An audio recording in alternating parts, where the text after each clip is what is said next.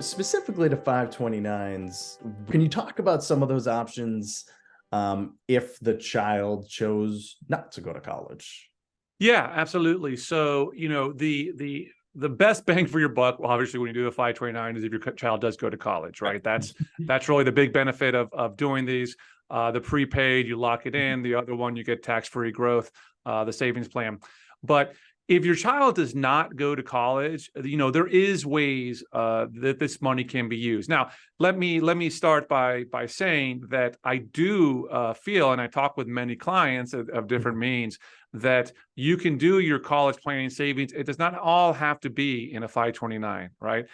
Because there is concerns about having too much in the 529 because there are ways to get money out, but they're somewhat limited. So let's talk about the 529 savings account, right? Because that probably gives you more options than the prepaid. In the 529 savings, there's been a lot of rules that have come down over the last 5 or 6 years to kind of encourage people to save and to really address that concern that you have right there that you're talking about, right? To get people started early. So you are able to use some of the 529 money for pre-college.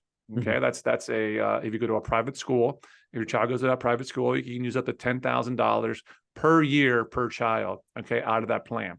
That's a great tool to get the money out of it. Now, if you have one child that doesn't go to college, realize that you can transfer the savings, the investments, and I'm not sure about you can address yours, Jonathan, whether you guys can do it, but in the savings account, you could transfer it to another child, right? Another blood sibling, a cousin, or whatever it might be. There's other ways to get that to use those funds. And predominantly then the third way, well, let me say another option that I think is really cool that I've looked into, and there's programs out there that they promote themselves as gap year programs, right? After high school, and they accept 529 funds. That's right. Yep. Really cool. So that even though if a child that, in your example, they're not going to go to college, that still is another way maybe to have another life experience there, there for them.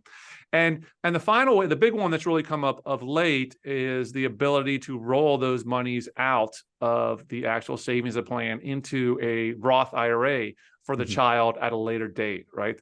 We're still waiting for a lot of the details on that, but there are a lot of different options there.